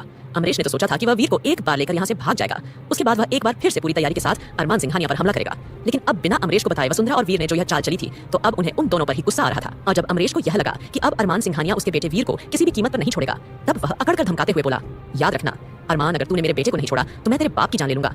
जैसे ही अमरीश ने यह कहा वसुंधरा की आंखें फटने को तैयार थीं। वहीं अरमान बिना किसी एक्सप्रेशन के उसके सामने खड़ा था। तब अमरीश को हैरानी हुई कि उसने अरमान को उसकी जिंदगी की कितनी बड़ी खबर दी है कि उसका बाप उसके पास है, लेकिन फिर भी अरमान के चेहरे पर किसी तरह का कोई इमोशन क्यों नहीं था। तभी अरमान ने थोड़ा सा आगे बढ़कर सीरियस एक्सप्रेशन से वीर को देखा और उसका गिरेबान पकड़कर एक मुक्का उसके मुंह पर मार दिया। अरमान का एक घूंसा वीर बर्दाश्त नहीं कर पाया और वहीं बेहोश हो गया। अब अरमान अपनी बंदूक निकालकर वीर की तरफ पॉइंट करने लगा। वहीं अमरीश ने एक बार फिर चीखते हुए कहा, क्या तुझे सुनाई नहीं दिया? मैंने कहा, तेरा बाप मेरे पास है, अगर तूने मेरे बेटे की जान ली तो मैं तेरे बाप की जान लेने में 1 मिनट नहीं लगाऊंगा। तब अचानक अरमान जोरों से खतरनाक आवाज में हंसने लगा और अरमान को इस तरह से हंसता हुआ देखकर अमरीश अपने घुटनों के बल बैठ गया। वह समझ चुका था कि अब अरमान को कुछ भी कहने का फायदा नहीं है। फ्लैशबैक। अरमान सिंघानिया को जब इस बात का एहसास हुआ कि अगर अबीर सिंह राठौड़ वीर की जान ले लेगा तो वह कभी भी अपने दुश्मनों को वह सजा नहीं दे पाएगा जो वह देना चाहता है। आखिरकार अरमान सिंघानिया का ऐसा होने का कारण अगर कोई था तो वह थी वसुंधरा रायचंद और साथ ही अमरीश रायचंद। लेकिन जब अरमान सिंघानिया ने मारिया को अमरीश रायचंद का बिजनेस ठप करने के लिए स्विट्जरलैंड भेजा था, उसी वक्त मारिया को एक ऐसी लीड हाथ लगी थी जिसकी बदौलत अरमान की जिंदगी पूरी तरह से पलट चुकी थी। जी हाँ, वह लीड कोई और नहीं बल्कि अरमान के पिता अभिमान सिंघानिया थे। फ्लैशबैक। उस वक्त वसुंधरा ने जब अभिमान को डंडे से मार मार कर हत्या करने की कोशिश की थी, उस वक्त के लिए अभिमान बेहोश हो गया था, लेकिन दादाजी अरमान की जान बचाने के लिए उसे लेकर भाग गए थे। वहीं अमरीश, जिसने उस दिन वसुंधरा को बहुत ज्यादा भड़का दिया था और शराब पिला दी थी, वह जानता था कि वसुंधरा कितनी ज्यादा हिंसक है और घर जाकर वह इसी तरह का कोई ना कोई ड्रामा करेगी। इसीलिए जब वसुंधरा अरमान को मारने के लिए दादाजी के पीछे दौड़ रही थी, उसी वक्त अमरीश उसके पीछे घर पहुंच चुका था जहां पर अभिमान बेहोश पड़ा हुआ था। वसुंधरा समझ चुकी थी कि वह मर चुका है, हालांकि वह बेहोश था, इसीलिए वह वहां से भाग निकली थी। तभी अमरीश ने मौका देखकर अभिमान को अपने कब्जे में ले लिया था और पिछले 20 सालों से अभिमान अमरीश के कब्जे में है। Flashback and. तो इसीलिए अरमान सिंघानिया ने उस दिन वीर रायचंद की जान बचाई थी और साथ ही साथ अमरीश को आसानी से छोड़ दिया था ताकि वह अपने पिता तक पहुंच जाए, क्योंकि अरमान जानता था कि अमरीश देश छोड़ जाने के बाद कहीं और नहीं बल्कि सबसे सेफ प्लेस पर जाएगा और उस सेफ प्लेस पर जरूर जाएगा और उसके पिता को भी वहां रखा होगा ताकि सही वक्त पर अरमान के पिता का इस्तेमाल कर सके। तो इसीलिए अरमान ने अब सारी चीजों का पता लगवा लिया था और जब अमरीश ने सीधा सीधा पोलैंड के टिकट बनवाए तो वह समझ चुका था कि उसके पिता भी वहीं है और अरमान के लिए इस बात का पता लगा लेना बहुत ज्यादा आसान था कि अमरीश रायचंद की पोलैंड में कहां और किस जगह क्या प्रॉपर्टी है। इसीलिए अरमान सिंघानिया ने फौरन देव को पोलैंड भेज दिया था, वह भी पूरी तैयारी के साथ, और देव ने वहां जाकर अरमान के पिता अभिमान को अपने कब्जे में ले लिया था और इस बात की खबर अरमान को दे दी थी। तो इसीलिए अब अरमान अब सीधे सीधे वीर रायचंद से मिलना चाहता था और यहाँ आकर तो उसके सारे पत्ते साफ हो चुके थे। तभी अमरीश इमोशनली वीक होकर बोला, 20 साल तक तेरे बाप को मैंने अगवा करके रखा, मुझे लगा था कि मैं जीत गया हूँ, इतनी आसानी से मैं उसकी जान नहीं जाने देना चाहता था। उसकी बीवी के साथ जब मैं इंटीमेट हुआ करता था उसे मैं सारी वीडियो भेजा करता था और वह तिल तिल कर मारा करता था, लेकिन आज तो मुझे ऐसा लग रहा है मेरे सारे प्लान, मेरा सब कुछ बर्बाद हो गया। सिर्फ अपनी इनसिक्योरिटी और दुश्मनी के चक्कर में आज मैं जिंदगी के उस मोड़ पर आकर खड़ा हो गया हूँ कि अब मेरे सामने सिर्फ और सिर्फ एक ही रास्ता बचा है। ऐसे बोलकर फिर अमरीश ने एक नजर वीर की तरफ देखा जो बेहोश पड़ा हुआ था। तभी अमरीश ने अपनी बंदूक निकालकर अपने माथे पर लगा ली और खुद की जान ले ली। वहीं वसुंधरा ने अमरीश के गोली लगते ही जोरों से चीख मार दी, क्योंकि भले ही अमरीश ने उसका इस्तेमाल किया हो लेकिन वह उसका पति था। हालांकि उसे औरत के लिए किसी तरह के रिश्ते नाते का कोई लेना देना नहीं था, लेकिन अब उसकी सच्चाई अरमान सिंघानिया के साथ साथ वीर के सामने भी थी, तो वसुंधरा को मुखौटा ओढ़ने की भी कोई जरूरत नहीं थी। वहीं मारिया की मार से वसुंधरा पूरी तरह से फेंट हो गई थी। तब जाकर मारिया ने वसुंधरा को मारना छोड़ा और बिना एक्सप्रेशन के अरमान के पास आकर खड़ी हो गई थी और वह दोनों ही नेक्स्ट ऑर्डर का इंतजार कर रहे थे कि इन दोनों वीर और वसुंधरा के साथ अब अरमान क्या करना चाहता है वह उन्हें ऑर्डर करे। वहीं अरमान ने बारी बारी से उन दोनों की ओर देखा और सर्द आवाज में बोला, इन्हें शहर से बाहर फेंकवा दो, याद रखना ये लोग जिंदा रहने चाहिए। भले ही अमरीश ने खुद की जान लेकर अपनी मौत को आसान कर लिया हो, लेकिन इन्हें अभी इतनी आसानी से मौत नहीं आनी चाहिए। यह बोलकर अरमान जल्दी ही गाड़ी में जाकर बैठ गया और टाइगर ने अरमान की बात मानते हुए अपना काम करना शुरू कर दिया। वहीं दूसरी ओर सुमित के ही होटल में इस वक्त अविनाश रघुवंशी भी मौजूद था। अविनाश हर रोज होटल में आया करता था, क्योंकि जब से उसे होटल की वह छोटी सी वीडियो क्लिप वायरल हुई थी जहां पर वह लॉकेट थोड़ी सी झलक दिखाई दिया था, तब से अविनाश लॉकेट की सच्चाई जानने के लिए वहां आया करता था। लेकिन किसी ने उसे एक बार भी कुछ भी नहीं बताया था, क्योंकि उस वीडियो के सोशल मीडिया पर लाइव होने के बाद सुमित ने सबको अच्छी तरह से फटकार दिया था और साथ ही साथ उसने काफी हद तक अपने स्टाफ को चेंज कर दिया था। तो इसीलिए कोई भी इस लॉकेट के बारे में ना तो बात करना चाहता था और ना ही कोई उसके बारे में ज्यादा कुछ जानता था। लेकिन अविनाश हर रोज फिर भी सुमित के होटल में आया करता था कि शायद एक दिन उसे यहाँ जरूर कुछ ना कुछ पता चलेगा, और वह जाकर उसी जगह पर बैठा करता था जहाँ पर आस्था बैठी थी। वहीं दूसरी ओर इस वक्त आस्था और रौनक एक साथ मौजूद थी और दोनों ही एक बड़े ही खूबसूरत से स्पेस में बैठे हुए थे। वह एक VIP स्पेस था जहां पर सुमित ने बड़े अच्छे तरीके से परफेक्टली तैयारी करवाई थी। सब कुछ बड़ा ही खूबसूरत लग रहा था और थोड़ी ही देर बाद राधिका और रश्मि भी वहां आ गई और राधिका को देखते ही दोनों खुशी से उनके गले लग गईं। और तब आस्था ने राधिका को उसकी नई नौकरी के लिए मुबारकबाद दी और राधिका एक पल को थोड़ा सा हिचकिचाने लगी कि इतनी महंगी जगह का बिल वह कैसे पे कर पाएगी। आखिरकार उसकी अभी नौकरी लगी है, उसकी सैलरी नहीं मिली है। लेकिन कहीं ना कहीं राधिका की हड़बड़ाहट आस्था और रौनक और साथ ही साथ रश्मि ने देख ली थी और रौनक तसल्ली देते हुए बोली, क्या हुआ, क्यों परेशान हो रही हो? तुम्हारी जॉब लगने की खुशी में हम तुम्हें पार्टी देने के लिए यहाँ लेकर आए हैं। अब जैसे ही उन्होंने यह कहा, राधिका के चेहरे पर एक पल में ही बड़ी सी मुस्कुराहट आ गई थी और वह जज्बाती होकर बोली, सच में मुझे नहीं पता था कि अगर मैं अपना एक परिवार खूंगी तो मुझे एक नया परिवार मिल जाएगा। तभी रौनक तपाक से बोली, लेकिन राधिका दीदी, मैं आपसे जानना चाहती हूँ, अगर आपका परिवार है और आपकी माँ बाप है, आपका छोटा भाई है, तो फिर आप उनके पास क्यों वापस नहीं जाती हैं? तब राधिका मायूस होकर बोली, आपको क्या लगता है कि मैंने जाने की कोशिश नहीं की होगी? जहाँ मेरा परिवार पहले रहा करता था वहाँ वो अब नहीं रहते हैं, वे अलग शहर में शिफ्ट हो गए हैं और उन लोगों ने मुझे मरा हुआ मान लिया है, क्योंकि कुछ ऐसा हो गया था कि मेरे मोहल्ले में मेरी बहुत बदनामी हुई थी, जिसकी वजह से मेरे पिता मुझे सिर्फ नफरत करते हैं। इतना बोलकर राधिका रूसी हुई थी, लेकिन तब तक आस्था ने राधिका को गले से लगा लिया था और अपनापन जताते हुए बोली, हमारे रहते आपको आपके परिवार की कमी कभी भी महसूस नहीं होगी, हम है ना आपका परिवार, आप क्यों उदास होती हैं राधिका दीदी? ऐसा बोलकर आस्था ने राधिका को प्यार से होल्ड किया। थोड़ी देर बाद अब उन चारों ने जमकर मस्ती करना शुरू कर दिया था और क्योंकि आस्था और रौनक थोड़ी सी चुलबुली किस्म की लड़कियां थीं और उन्हें थोड़ा सा धमाल करना, डांस करना ये कुछ ज्यादा ही पसंद था, हालांकि डॉक्टर रश्मि ने आस्था को बोला कि वह जिस तरह से चाहे एंजॉय कर सकती है, लेकिन उसे अपने शरीर पर ज्यादा जोर नहीं देना है क्योंकि वह प्रेग्नेंट है। इस बात का भी उसे ख्याल रखना है। इसीलिए आस्था अब थोड़ा सा मुस्कुराती हुई और उसने फटाफट से रौनक के साथ मिलकर डांस करना शुरू कर दिया। आस्था को डांस का कुछ ज्यादा ही शौक था। वहीं उन लोगों ने फुल स्पीड पर म्यूजिक बजा दिया था। हालांकि वह इस तरह से होटल में फुल लाउड म्यूजिक अलाउड नहीं था, लेकिन उस वक्त वह दोनों मस्ती में चूर हो चुके थे। उन्होंने ध्यान ही नहीं दिया था कि इस वक्त हद से ज्यादा लोग उन्हें ही देख रहे हैं। हालांकि वो अभी VIP एरिया में थे, लेकिन वहां पर थोड़ा सा हिस्सा ट्रांसपेरेंट था, यानी कि वहां कांच की दीवारें थीं, जिसकी वजह से मस्ती करते हुए काफी लोगों ने उन्हें देखा। वहीं अविनाश की नजर भी उन लोगों पर पड़ी। एक पल के लिए अविनाश आस्था को देखते ही पहचान गया था कि यह तो वही लड़की है जो उसे मंदिर में मिली थी और आस्था जितने प्यार से मासूम से बच्चे की तरह वहां पर डांस कर रही थी। अचानक अनजाने में ही सही, लेकिन अविनाश के चेहरे पर मुस्कुराहट आ गई थी। वहीं दूसरी ओर एंजल और डिंपल सुमित के रेस्टोरेंट में खाना खाने के लिए आए थे और खाना खाते हुए जब उनके कानों में भी लाउड म्यूजिक की आवाज गई तो अब एंजल थोड़ी सी इरिटेट हो गई थी, क्योंकि एंजल को क्वाइट स्पेस, शांत स्पेस बेहद पसंद था। इस तरह से लाउड म्यूजिक और इस तरह शोर शराबा उसे बिल्कुल भी पसंद नहीं आया था। तभी डिंपल भी अब थोड़ा सा हड़बड़ा गई, क्योंकि वह उस होटल में उसे इसलिए लेकर आई थी ताकि वह अपना अच्छा इंप्रेशन एंजल पर छोड़ सके। लेकिन यहाँ तो वह भी अब इरिटेट हो गई थी और उसने भी घूर कर आस्था, रश्मि, राधिका, बाकी सबकी ओर देखा जो वहाँ उस वक्त मस्ती कर रहे थे। वहीं राधिका और रश्मि ज्यादा कुछ नहीं कर रही थी। वे मुस्कुराते हुए केवल शांति से उन दोनों को हंसी मजाक करते हुए डांस करते हुए देख रही थी। सभी डांस करते हुए देख रही थी। रश्मि जानती थी कि यह होटल सुमित का है, लेकिन राधिका को इस बात का पता नहीं था। तभी एंजल चिड़चिड़ाहट से बोली, यह क्या डिंपल, तुमने तो कहा था कि यह शहर का सबसे मशहूर होटल है और यहाँ की सर्विसेज काफी अच्छी हैं, लेकिन तुम मुझे किस चीप होटल में ले आई हो? यहाँ पर कितना ज्यादा लाउड म्यूजिक है। भला इतना लाउड म्यूजिक कौन सुनता है? हाँ, ये म्यूजिक बहुत ही परेशान करने वाला है, क्योंकि आस्था और रौनक देहाती गाने बजा रही थी जो शहर के लोगों को बहुत कम पसंद आ रहे थे। गाना चल रहा था, तेरी आंखियां का यो काजल मनने करे से गौरी घायल, इस तरह का गाना चल रहा था, जिससे एंजल और डिंपल दोनों ही परेशान हो रही थी। तभी डिंपल एंजल की ओर देखकर बेफिक्री से बोली, आप टेंशन मत लीजिए एंजल दीदी, मैं इन लोगों को अभी सबक सिखा कर आती हूँ। लगता है कोई गांव के गंवार यहाँ आकर घुस आए हैं और इस तरह से हल्ला काट रहे हैं। मैं अभी जाकर उन्हें सबक सिखा कर आती हूँ। यह बोलकर डिंपल गुस्से से उठ खड़ी हुई, क्योंकि उसे एंजल के सामने काफी बेइज्जती महसूस हो रही थी। वहीं आस्था और रौनक दोनों ही उस जगह को अपनी प्राइवेट प्रॉपर्टी समझकर खूब मजे कर रही थी। हालांकि सही मायनों में वह प्रॉपर्टी आस्था की ही थी, क्योंकि आस्था कोई आम लड़की नहीं थी, वह अरमान सिंघानिया की पत्नी थी। लेकिन फिलहाल डिंपल को यही लग रहा था कि गांव के कुछ लोग इस तरह से होटल में घुस आए हैं और इस तरह से देहाती गाने बजा रहे हैं। इसीलिए वह सीधा वहां पहुंची और सीधा जाकर उसने आस्था और रौनक जो जिस गाने पर डांस कर रही थी उस वक्त बज रहा था गाना काऊ हट जाना चंदे जी भर के, वह कॉलम उठाकर नीचे पटक दिया और रौनक और आस्था दोनों ही हैरानी से डिंपल की ओर देखने लगी थी। वहीं अविनाश भी थोड़ा हैरान हो गया था। अविनाश भी बहुत देर से आस्था और रौनक को देख रहा था और साथ ही साथ खुश भी हो रहा था। न जाने क्यों आस्था को देखकर उसे अजीब सी खुशी मिल रही थी, लेकिन अब इस तरह से डिंपल के वहां जाने पर अविनाश के चेहरे पर भी चिंता के भाव आ गए थे।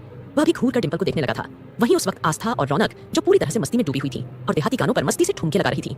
अब जैसे ही डिंपल ने वहां आकर इस तरह से उनका कॉलम पटक दिया तो वह दोनों बल्कि चारों घूर कर डिंपल को देखने लगे थे। वहीं रौनक आगे बढ़ी और डिंपल की ओर देखकर गुस्से से बोली, ए लड़की, कौन हो तुम और तुम्हारी हिम्मत कैसे हुई इस तरह से हमारे स्पेस में आने की और हमारी पार्टी को इस तरह से डिस्ट्रॉय करने की? तब डिंपल दांत भींच कर रौनक से बोली, गंवार लड़की, ये क्या तुमने अपना गांव का खुला मैदान समझ रखा है जो यूं जंगली की तरह यहाँ इस तरह से गाने बजाकर डांस कर रही हो तुम चारों? ये क्या तरीका हुआ इस तरह से यहाँ पर शोर शराबा करने का? क्या तुम्हें यह नहीं पता कि यह एक फेमस और ब्रांडेड होटल है? यहाँ पर इस तरह का बिहेवियर करते हुए क्या तुम्हें इतनी सी भी अक्ल नहीं है? अरे तुम लोग यहाँ पर गलती से घुस आई हो, इस होटल में इस तरह से बर्ताव करने की तुम्हारी औकात भी है? डिंपल बड़ी ही बदतमीजी से उन चारों से बात कर रही थी। वहीं रश्मि अब डिंपल की यह बदतमीजी बर्दाश्त नहीं कर पा रही थी और वह डिंपल के सामने जाकर खड़ी हो गई और तमतमाते हुए बोली, ए लड़की, तुम्हारी हिम्मत कैसे हुई इस तरह से मेरी छोटी बहन से बात करने की? और लिहाज से तुम इसे जंगली कह रही हो। जंगली तो तुम हो, तुम बिना परमिशन के हमारे एरिया में घुस आई हो और इस तरह की चीप हरकत कर रही हो। और अगर तुम्हें हमारा वॉल्यूम बढ़ाने से, हमारे शोर से किसी तरह की कोई प्रॉब्लम हो रही थी तो तुम हमें आकर बता सकती थी ना, हम वॉल्यूम कम कर लेते, सिंपल। लेकिन ये क्या तरीका हुआ? तुमने आकर हमारा पूरा कॉलम ही तोड़ दिया। अब रश्मि की बात सुनकर डिंपल अपने दोनों हाथों की तालियां बजाने लगी थी और डिंपल अपना घमंडी अंदाज दिखाते हुए बोली, मुझे तो लगा था तुम चारों जंगलियों में कोई ना कोई तो समझदार होगी, लेकिन तुम्हारी बातें सुनने के बाद मुझे लग रहा है कि तुम चारों के चारों किसी पागल खाने से छूटकर यहाँ आई हो जो यहाँ आकर इस तरह से देहाती गानों पर थिरक रही हो। अगर तुम्हें नाचने गाने का इतना ही शौक है तो सड़कों पर जाकर क्यों नहीं नाचती हो? जाकर वहां पर तुम्हें 4 पैसे भी मिल जाएंगे। मुझे समझ नहीं आता कि तुम्हें इस होटल में घुसने किसने दिया। कहीं ना कहीं डिंपल को तो उस वक्त अपने अमीर होने का घमंड था, साथ ही साथ वह एंजल पर अपना इंप्रेशन जमाना चाहती थी, तो इसीलिए वह रश्मि की बेइज्जती कर रही थी। अब आस्था के लिए यह सब कुछ बर्दाश्त करने लायक नहीं था। वह अपनी बेइज्जती तो बर्दाश्त कर सकती थी, लेकिन रश्मि, राधिका और रौनक की बेइज्जती भला वह कैसे बर्दाश्त कर सकती थी? इसीलिए आस्था ने नाव देखा न ताव और खींचकर एक जोरदार तमाचा डिंपल के मुंह पर जड़ दिया था और डिंपल का चेहरा एक तरफ झुक गया था।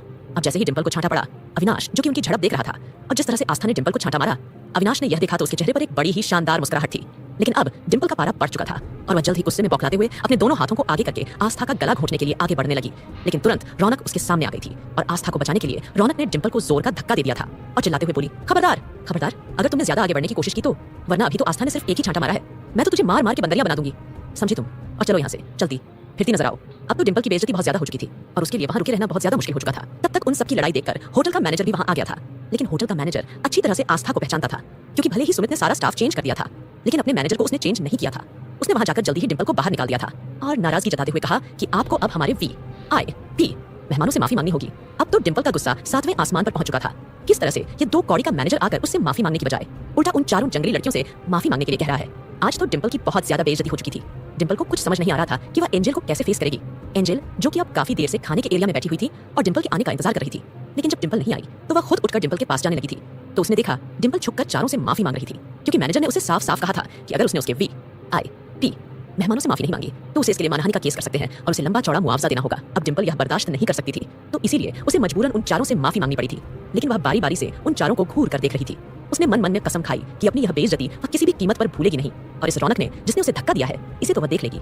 लेकिन जैसे ही वह माफी मांगकर वहां से जाने लगी और एंजल को खड़ा हुआ देखा और एंजल ने डिंपल के सूजे हुए गाल की ओर देखा तो उसके माथे पर बल पड़ गए थे। वह फिक्र जताते हुए बोली, डिंपल ये क्या हुआ तुम्हें और यह सब क्या हो रहा है यहाँ? पर वहीं आस्था ने भी एंजल को देखा और पहली नजर में उसे एंजल काफी अच्छी लगी, क्योंकि एंजल ने काफी नॉर्मल लेकिन पूरे कपड़े पहने थे, और उसी के मुकाबले डिंपल ने केवल एक शॉर्ट ड्रेस पहनी थी जिसमें उसके जिस्म का काफी हद तक हिस्सा रिवील हो रहा था। लेकिन उसके मुकाबले एंजल काफी अच्छे कपड़ों में वहां मौजूद थी। तभी एंजल ने डिंपल के सूजे हुए गाल की ओर देखकर पूछा, यह सब क्या हो रहा है? डिंपल क्या हुआ है यहाँ पर? तभी डिंपल उन चारों को बारी बारी से घूरते हुए बोली, कुछ नहीं एंजल दीदी, वह यह गंवार लड़कियां हैं, हमें इनके मुंह नहीं लगना चाहिए, आप चलिए यहाँ से। ये बोलकर डिंपल एक नजर सबकी ओर देखती हुई एंजल को लेकर वहां से जाने लगी थी। वहीं अविनाश जो कि काफी देर से उन लोगों की लड़ाई देख रहा था और आस्था के चांटा मारने के बाद वह खुश हो गया था, और इससे पहले कि वह एंजल की शक्ल देख पाता तब तक एक वेटर उसका बिल लेकर उसके सामने आ गया था और एंजल का चेहरा उसके सामने से कवर हो गया था, तो इसीलिए वह एंजल को देख नहीं पाया था। वहीं जाते जाते डिंपल एक बार फिर अपनी आदत से बाज नहीं आई और उन सबको उसने एक बार फिर गंवार बोल दिया। अब तो रौनक का खून उबलने लगा था और वह गुस्से से राधिका और रश्मि को देखते हुए बोली, ये क्या दीदी, अब आप दोनों मुझे इस तरह से क्यों देख रही हैं? अगर आप लोगों ने मुझे रोका नहीं होता तो मैं अब तक लात घूंसे की मशीन में उसे अच्छे से धो डालती। जैसे ही रौनक ने यह बोला, रश्मि, राधिका, आस्था जो अभी थोड़ी देर पहले इन सब इंसिडेंट की वजह से उदासी में थी, अचानक से खिलखिलाकर हंस पड़ी, क्योंकि जब डिंपल आस्था पर हाथ उठाने के लिए आगे बढ़ रही थी और रौनक ने उसे धक्का दिया तब वह और उसको लात घूंसे बरसाने वाली थी, लेकिन तुरंत रश्मि और राधिका ने उसे पीछे से पकड़ लिया था और उसे डिंपल को मारने नहीं दिया था। तो इसीलिए रौनक को अब उन दोनों पर गुस्सा आ रहा था। लेकिन अब इस तरह से सबको हंसते हुए देखकर उन चारों का ही मूड अब चील आउट हो चुका था। तब तक वह वेटर भी अविनाश के पास से चला गया था और उसने देखा कि वह हंगामा करने वाली लड़की वहां नहीं है, वह चली गई है और वह चारों अब एक बार फिर से अपनी मस्ती करने लगी थी।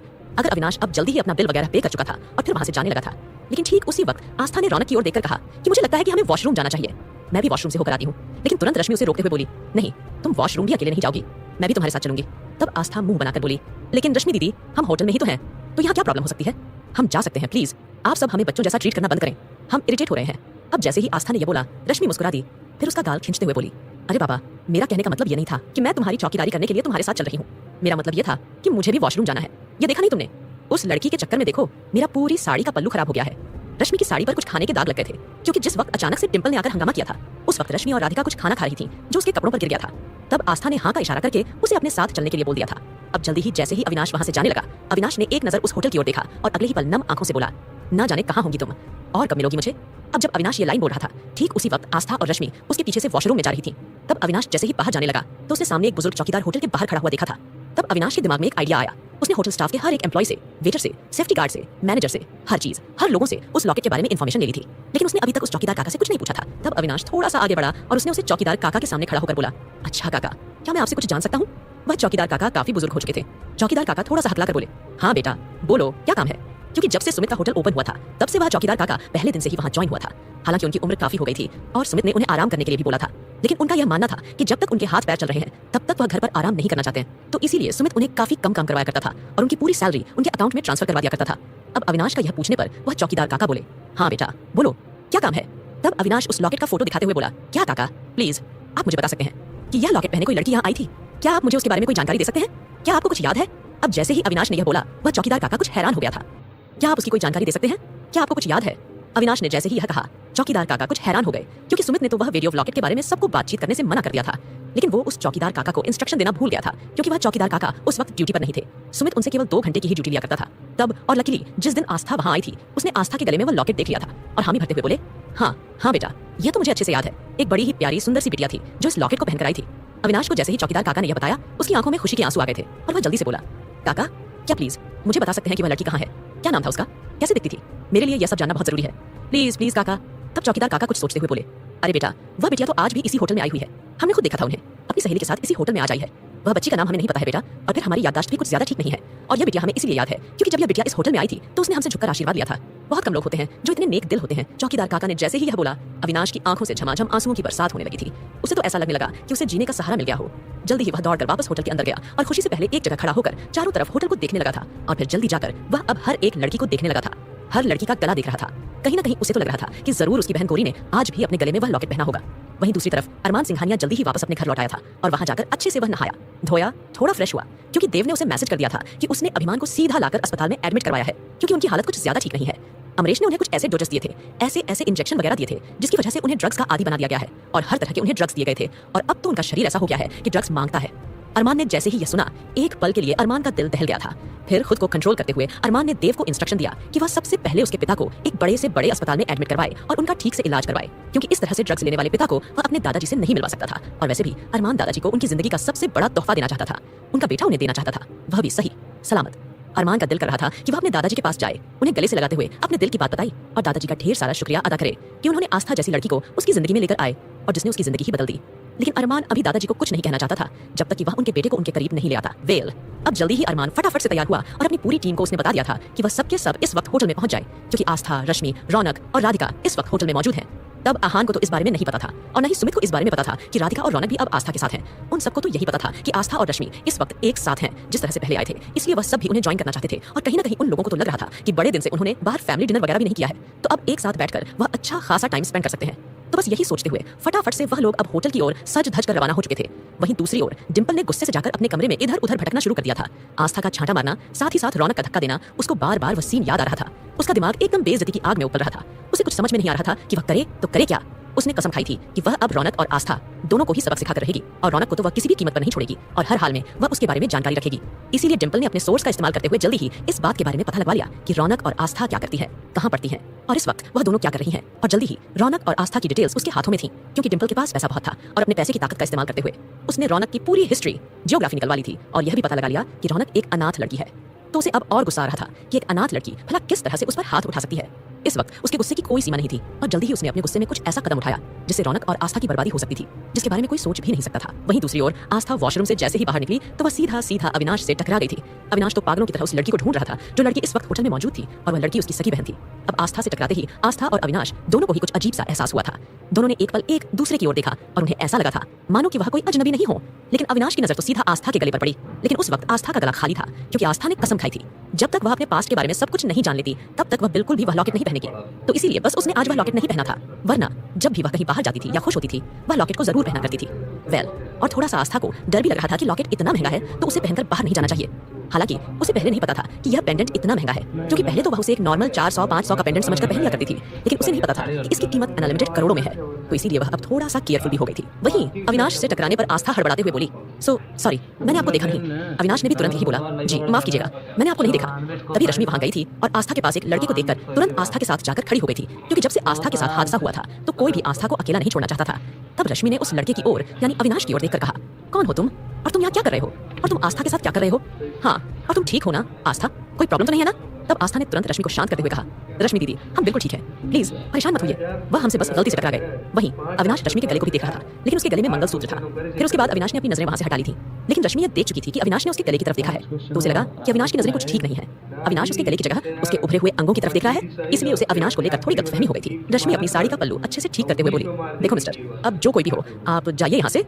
रश्मि ने जैसे ही यह बोला अविनाश थोड़ा सा सकपका गया था और कहीं ना कहीं उसे लगा कि रश्मि उसे गलत समझ रही है और वह समझाते हुए बोला, नहीं मैडम जी, आपको कोई गलतफहमी हुई है, मैं जस्ट ये देख रहा था। जैसे ही उसने अपने मुंह से बोल दिया मैं ये देख रहा था, तब तो रश्मि का शक यकीन में बदल गया और वह फटकारते हुए बोली, देखो अगर तुमने अपनी गंदी नजरें हम पर से हटाना बंद नहीं की तो मैं अभी सिक्योरिटी को बुलाऊंगी और तुम्हें यहाँ से धक्के देकर बाहर निकलवा दूंगी या सीधा पुलिस को फोन कर दूंगी। रश्मि की धमकी सुनकर तुरंत अविनाश बोला, देखिए आई एम सॉरी, मैं जा रहा हूँ यहाँ से, प्लीज। तब आस्था ने भी रश्मि से कहा, दीदी आपको जरूर कुछ गलतफहमी हुई है, ये ऐसे नहीं है। आस्था को उस अनजान लड़के की साइड लेते देख रश्मि चौंक कर बोली, आस्था तुम्हें लोगों के बारे में कुछ पता ही नहीं, तुम बहुत भोली हो, तुम चलो मेरे साथ। ऐसा बोलकर अविनाश को घूरती हुई रश्मि आस्था को लेकर वहां से जाने लगी थी। तब अविनाश थोड़ा शर्मिंदा सा हो गया था और एक बार फिर वह पूरे होटल में घूमने लगा था और हर एक लड़की के गले को देख रहा था। और अब जल्दी ही अविनाश की नजरें वीआईपी एरिया पर पड़ी और वह वहां भी जाकर तलाश करने लगा था। वीआईपी एरिया में इस वक्त राधिका और रौनक मौजूद थी। तब अविनाश बिना देरी किए फटाफट से वीआईपी एरिया में भी घुस गया था। ठीक उसी वक्त आस्था और रश्मि भी उसके पीछे पीछे वहां जाने लगी थी। वहां जाकर अविनाश ने रौनक और साथ ही साथ राधिका के गलों को भी देखना शुरू कर दिया था। वही रश्मि ने जैसे ही अब अविनाश को यह सब करते हुए देखा तो उसका पारा चढ़ चुका था और उसने तुरंत अविनाश को धक्का देते हुए कहा, यह क्या बदतमीजी है? हाँ, क्या देख रहे हो तुम? हर एक लड़की को क्यों देखना चाहते हो तुम? क्या देखने की कोशिश कर रहे हो? कोई इस तरह से घटिया नजरों से किसी लड़की को कैसे देख सकता है? क्या तुम्हें अक्ल नहीं है? हाँ, कहाँ से आए हो तुम? दिखने में तो किसी शरीफ घर के लगते हो। अविनाश दिखने में बिल्कुल किसी हॉलीवुड हीरो के जैसा लगता था, एकदम फॉरेनर, बड़ा ही हॉट, हैंडसम और डैशिंग। और वैसे भी वह तो विदेश से आया था। 5 साल की उम्र में ही वह विदेश चला गया था और अब लौट कर वहां से आया था, तो इसीलिए वह अब बहुत ही ज्यादा डैशिंग हो गया था। लेकिन अब रश्मि तो कुछ गलत ही समझ रही थी। अब रश्मि की बातें सुनकर रौनक भी अपने लड़के वाले स्टाइल में आगे आती है और अविनाश की ओर देखकर बोली, हेलो मिस्टर, कौन हो तुम और ये क्या बदतमीजी है? हाँ, क्या देख रहे हो तुम? बोलो, जवाब दो। वहीं आस्था को कुछ ठीक नहीं लग रहा था। वह तपाक से बोली, अरे रश्मि दीदी, छोड़ दीजिए ना, आप क्यों परेशान हो रही हैं? हो सकता है कुछ उन्हें जरूरी काम हो। मुझे लगता है कि ये कुछ गलती नहीं कर सकते हैं। आस्था ने अनजाने में अपने भाई को डिफेंड किया।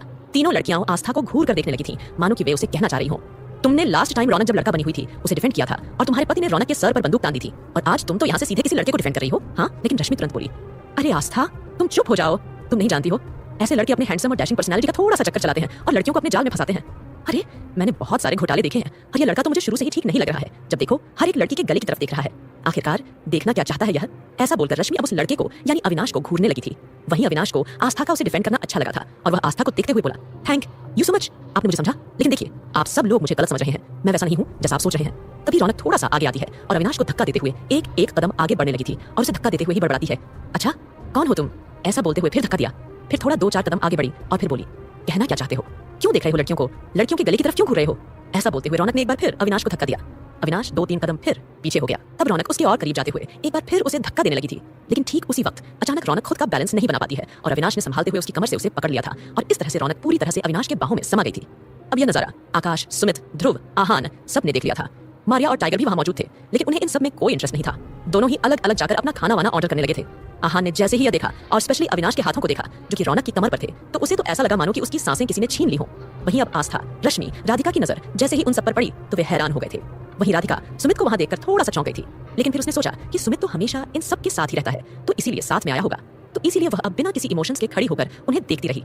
वहीं आस्था ने आगे की स्टोरी जानने के लिए सुनते रहिए पॉकेट एफएम दोस्तों।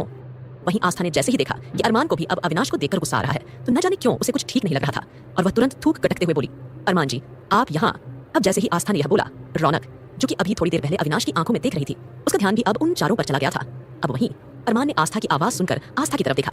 उसके पास जाकर उसने आस्था को अपने सीने से लगाते हुए उसके कंधे पर हाथ रखकर खड़ा हो गया और तब अरमान ने तिरछी नजरों से इशारा किया और बाकी सबने जाकर अविनाश को चारों तरफ से घेर लिया था, क्योंकि अभी तक अरमान की आंखों से अविनाश का चेहरा नहीं हटा था।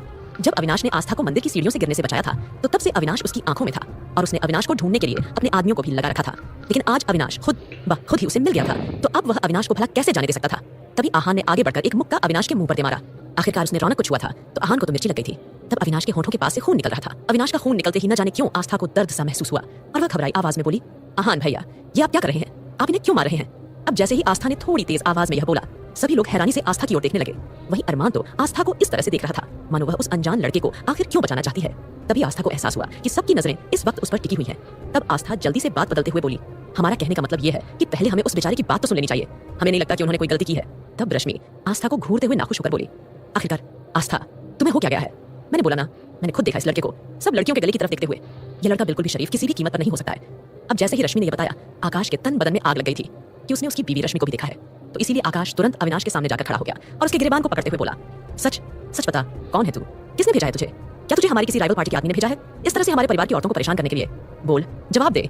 अब अविनाश इस तरह की बातें सुनकर इरिटेट होकर बिगड़ते हुए बोला, यह आप किस तरह की बातें कर रहे हैं? अरे मैं तो आप लोगों का नाम भी नहीं जानता हूँ, और हाँ मैं देख रहा था सबके गले की तरफ, लेकिन मेरी इंटेंशन वह नहीं थी जो आप समझ रहे हैं। आप प्लीज, मैं कोई सड़क छाप या आवारा लड़का नहीं हूँ। आखिरकार आप लोग मेरी बात क्यों नहीं समझ रहे हैं? तभी आहान ने एक और छांटा उसके मुंह पर मारते हुए कहा, अच्छा तो बता कौन है तू? हाँ, कहीं का नवाब है, कहीं का मिनिस्टर है, प्राइम मिनिस्टर है? तेरी हिम्मत कैसे हुई इस तरह से मेरी भाभी को घूरने की? बोल, जवाब दे।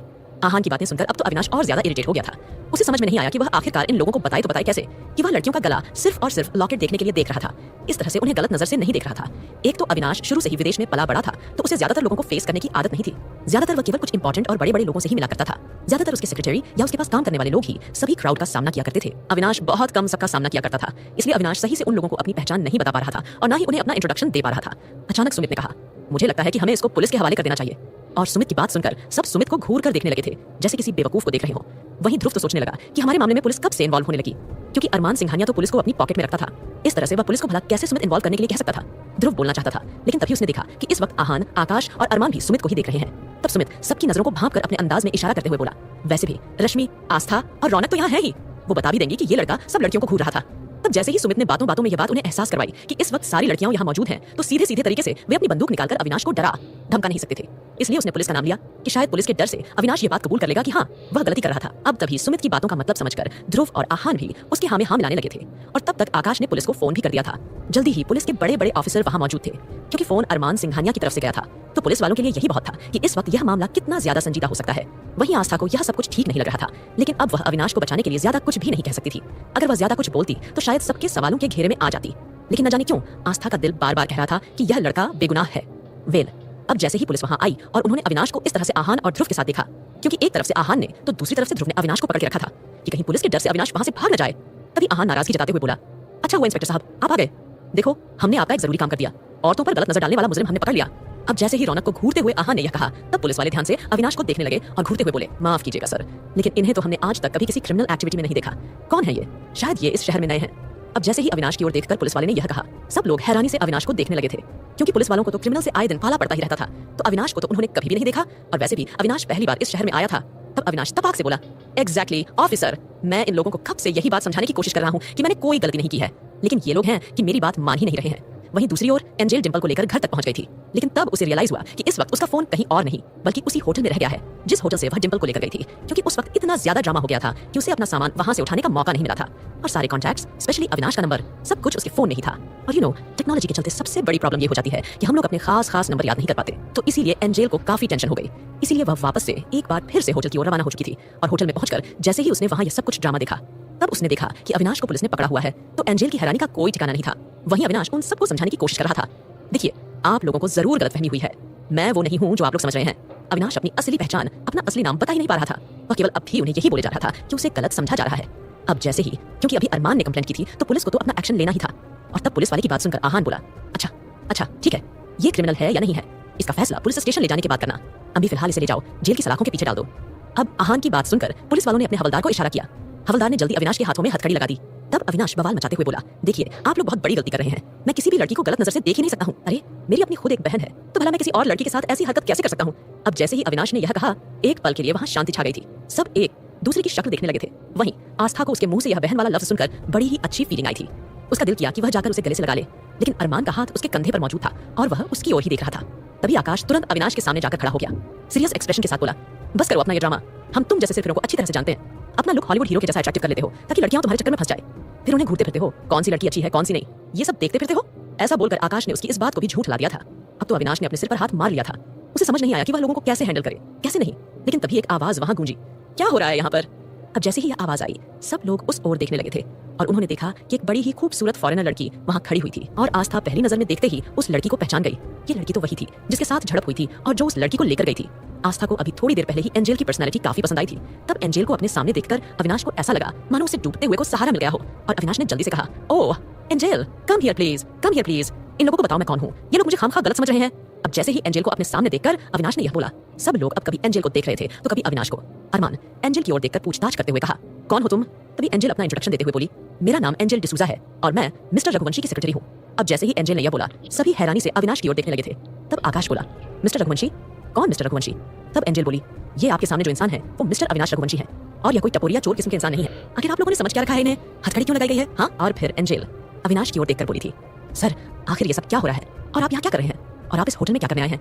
मैं कुछ समझ नहीं पा रही हूँ सर। तभी अविनाश इरिटेट होकर बोला, ओह कम ऑन एंजेल प्लीज, इस वक्त मैं फंसा हुआ हूँ और मैं यहाँ क्यों था, क्यों नहीं था?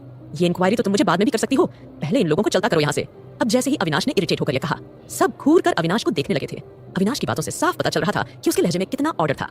अब तो पुलिस वाले का भी गला सूखने लगा था कि आखिरकार उसने किस आदमी को हथकड़ी लगा दी है। फिर एंजेल अविनाश के सामने जाकर खड़ी हो गई थी और पुलिस वालों की ओर घूरते हुए बोली, तुम लोगों का दिमाग खराब हो गया है, जानते भी हो कि तुमने किन्हें हथकड़ी लगाई है। हाँ, ये कोई क्रिमिनल नहीं है, ये तो इंडिया पहली बार आए हैं। ये क्या तरीका हुआ इनके साथ व्यवहार करने का? हम चाहें तो आप लोगों के ऊपर मानहानि का केस दर्ज कर सकते हैं। और जानते हो, मिस्टर अविनाश जी की मानहानि करने के जुर्म में तुम्हारी 7 पुश्तें तक बिक जाएंगी, तभी तुम उनका मुआवजा अदा नहीं कर पाओगे। अभी जैसे ही एंजेल ने यह कहा, सब लोग हैरानी से एंजेल की ओर देखने लगे थे। अब आहान खुद को रोक नहीं पाया क्योंकि बार बार रौनक अविनाश को देख रही थी। तो यह बात आहान को कुछ खास पसंद नहीं आ रही थी और वह तुरंत बोला, अच्छा इतनी बड़ी तोप है ये?